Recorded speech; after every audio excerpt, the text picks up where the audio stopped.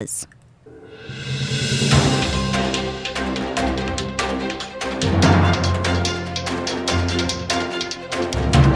news from Guyana, the region and the world. Compiled in the News Talk Radio newsroom and powered by DemeraraWaves.com.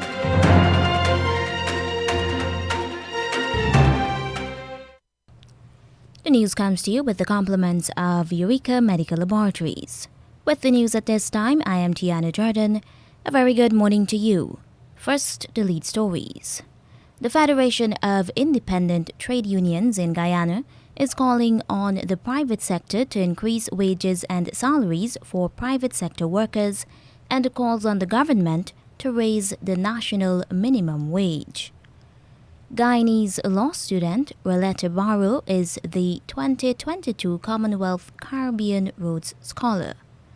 The construction of the Guyana Fire Service new headquarters to start in December this year as the government inked a $614 million contract with Mohammed's Enterprise. And in regional news, in the BVI, Education Minister Dr. Natalia Whitley is encouraging students to pursue tertiary education after leaving high school to become more competitive in the labor market locally. Suriname's state-owned oil company, Staatsolie, has shut down its refinery temporarily to make way for repairs, but will not cause fuel shortage. The details of these and other stories will be coming up right here in just a moment. Don't let the fear of contracting the coronavirus disease deter you from seeking the medical care you need. At Eureka Labs, we ensure the safety of our clients and staff with our rigid sanitization routine. This involves the use of ultraviolet lights to effectively rid the air and all surfaces of viruses and bacteria that may be present throughout the lab daily. The light works to rapidly inactivate microorganisms through a physical process that is invisible to human eye. So the next time you need a checkup, don't hesitate to give us a call on 225-7574 to schedule your appointment. And now the news in detail. The Federation of Independent Trade Unions in Guyana, FITUG, is calling on the private sector to increase wages and salaries for workers in their employ to match the government's increase. In a statement, the umbrella union called for private sector businesses to offer increases to their employees. The union says, while the pay rise may not have met the expectations of some, the increase is several times more than what those employers are offering to their employees in the private sector. The union says it cannot be ignored that there is a widening disparity between the national and public sector minimum wages.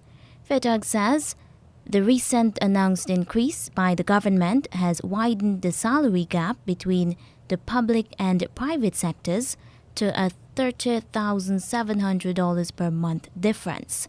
The union says this means employees at the national minimum wage level in the private sector must work 2 months to earn $70,000 their counterparts in the public sector are earning. The union says the current national minimum wage is a pauperization wage and again urges the government to address in a meaningful manner the long outstanding issue.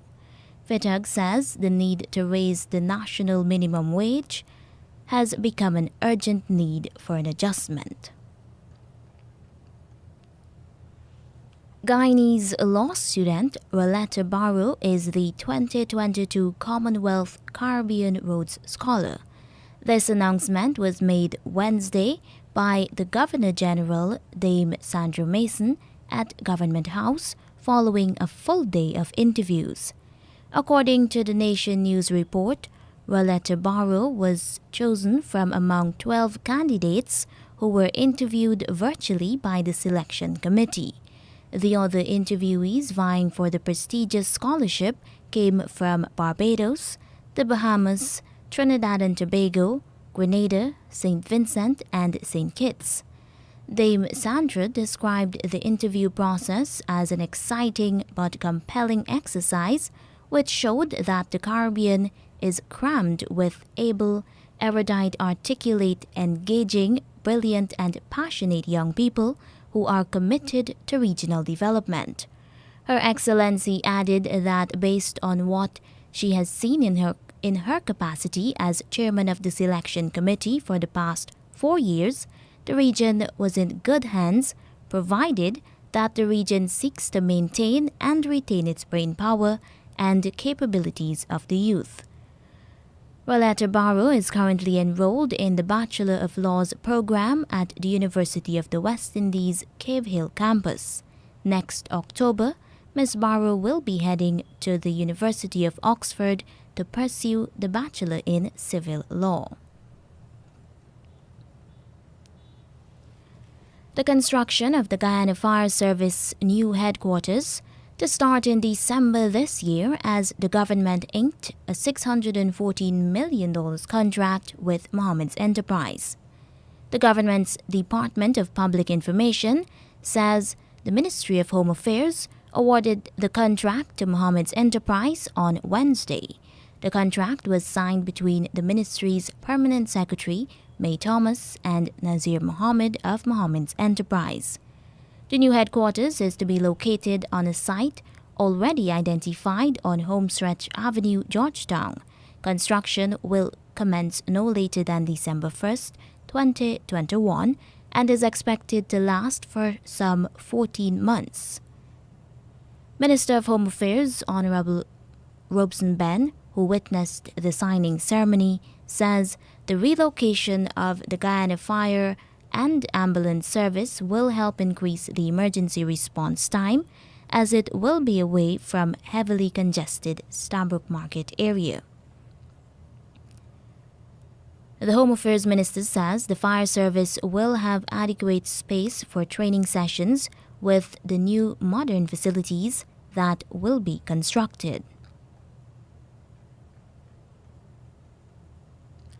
3 people, 1 fully vaccinated and 2 unvaccinated, succumbed to the COVID virus, taking the death toll to 983. The Health Ministry says one of the unvaccinated was not tallied in April of this year and is now accounted for in the tally.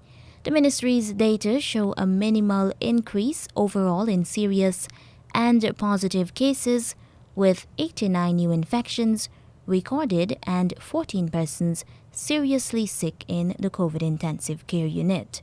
There are another 72 persons hospitalized and 3 others under observation by healthcare workers. The ministry says it has fully vaccinated 53% of the population, or 273,880 adults, and 20,112 children ages 12 to 17 years old. There are 398,281 adults, or 77%, partially vaccinated, and 28,930 children ages 12 to 17 years old, partially vaccinated. A male Colombian prisoner jumped a prisoner's dock and choked a female complainant in the Wales Magistrates Court. The accused Colombian prisoner, Alberto Jose, handcuffed in the prisoner's dock while his case was being heard at the West Bank Demerara Court, jumped the dock and held onto the neck of the female complainant, Yolanda Caramota, who is a Venezuelan. A police rank present in court was able to restrain Jose and took him to the court's lockups. The magistrate remanded him until March 2022. And now in regional news. Education Minister Dr. Natalia Wheatley is encouraging students to pursue tertiary education after leaving high school so that they can become more competitive in the evolving labor market locally. Speaking at the Education Labor Connect initiative hosted by his ministry on Thursday, Dr. Wheatley said with local employers, largely looking overseas for employees, it is important that students try to obtain advanced levels of qualification to make themselves attractive to job offers that appear. According to BVI News, Dr. George's HLSCC's president echoed the sentiments of the education minister in relation to pursuing tertiary education after secondary school. Dr. Georges says the BVI has become a more global player and the community has become more internationalized, while it might have been feasible for Dr. Whitley and their generation to plan to enter the job market out of high school. It has become a less and less feasible pathway as job seekers in the community have become more competitive. The government of Trinidad and Tobago is in talks with major pharmaceutical manufacturers